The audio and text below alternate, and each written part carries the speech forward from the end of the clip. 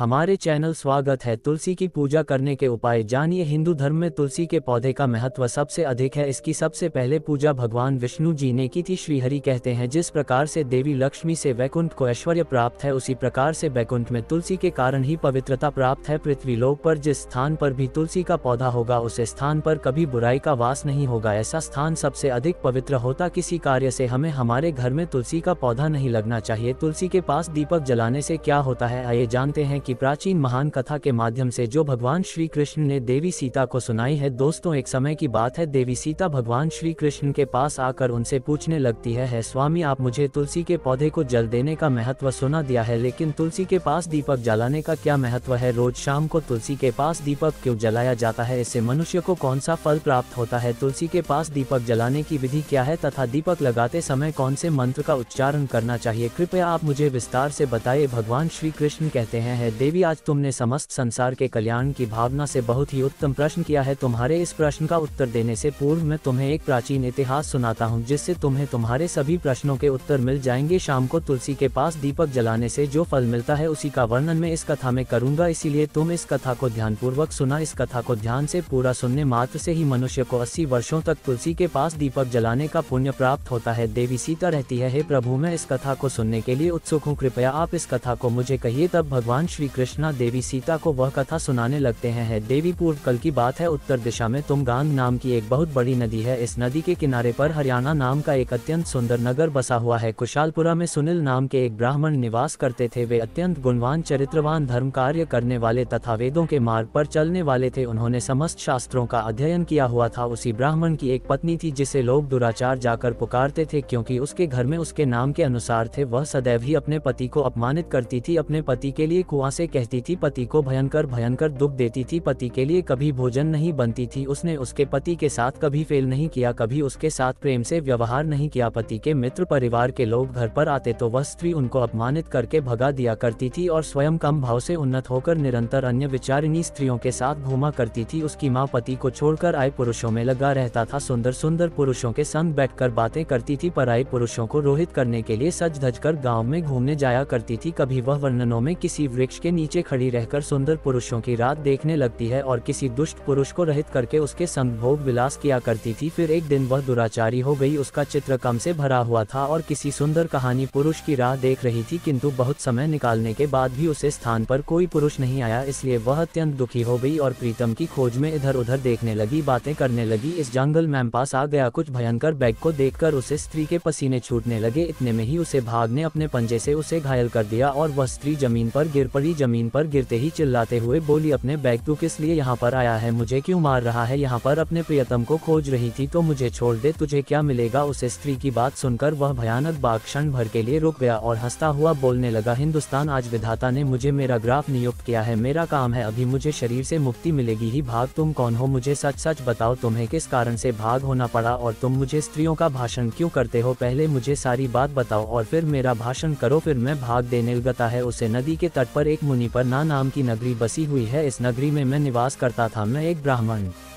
का पुत्र था और नदी किनारे बैठकर यज्ञ अधिकारी किया करता था। मैंने उसे जन्म में अनेक पापियों के लिए यज्ञ किया, उन पापियों के घर का भोजन किया। मैंने धन के लोभ से अनेक पापियों के लिए कार्य किया। जिन वस्तुओं का दान ब्राह्मण को नहीं लेना चाहिए, उन वस्तुओं का दान भी मैंने ग्रहण किया। कारण लेने के बहाने से दूसरों से धन नहीं लेता था, लेकिन कभी वापस नहीं करता था। किस प्रकार से पाप करते हुए मुझे बहुत साल बीत गए और मैं बूढ़ा हो गया। मेरे बाल सफेद हो गए, आंखें सूज गई, मुंह के सारे दांत गिर गए, लेकिन फिर भी मेरी जान लेने की आदत नहीं छुट्टी और मैं पाप करता गया। फिर एक दिन में धान के लोभ से नदी किनारे गया और अन्य धूर्त ब्राह्मणों के साथ मिलकर हमने लोगों को ठगा। झूठ मंत्र वचन बोलकर हमने बिना विधि किया ही देवी या देवताओं का पूजन किया और बहुत सारा धन में ले लिया। फिर उसी स्थान पर एक बीमा कुत्ते ने मेरे पैर में काट लिया और मैं मूर्छित होकर गिर पड़ा। इस क्षण मेरे प्राण चले गए। स्थान पर प्रकट हुए और मुझे पढ़कर हम पूरी ले गए। वहां पर यमराज ने चित्रगुप्त से मेरे कर्मों का लेखा जोखा निकालने के लिए कहा। फिर चित्रगुप्त कहने लगे, है धर्मराज, इस ब्राह्मण ने घोर पाप की है। किसने दूसरों से झूठ कहकर धन लूट है? विधि विधि से पूजा ना करके झूठ मंत्र बोलकर भगवान का अपमान किया है, इसीलिए यह पापी ब्राह्मण केवल नरक जाने के ही योग्य है। मुझे नरक की अग्नि में डाल दिया। अनेक वर्षों तक नरक की सजा भोगने के बाद मुझे बाघ का शरीर प्राप्त हुआ और मैं इस दुर्गम वन में निवास करने लगा। मैं अपने पूर्व जन्म के पापों को याद करके कभी महात्मा, साधु, पुरुष, सात स्त्रियों का भाषण नहीं करता हूँ ताकि मुझे पाप से मुक्ति मिल जाए। इस प्रकार से उसे भाग ने अपने पूर्व जन्म का वृतांत सुना दिया और उसे स्त्री से कहने लगा कि पापिनी पड़ती है, अपने पति को छोड़कर तू इस वैन में अन्य पुरुषों के साथ भोग विलास करने के लिए आई है, इसीलिए आज तू मेरा क्लास अवश्य बनेगी।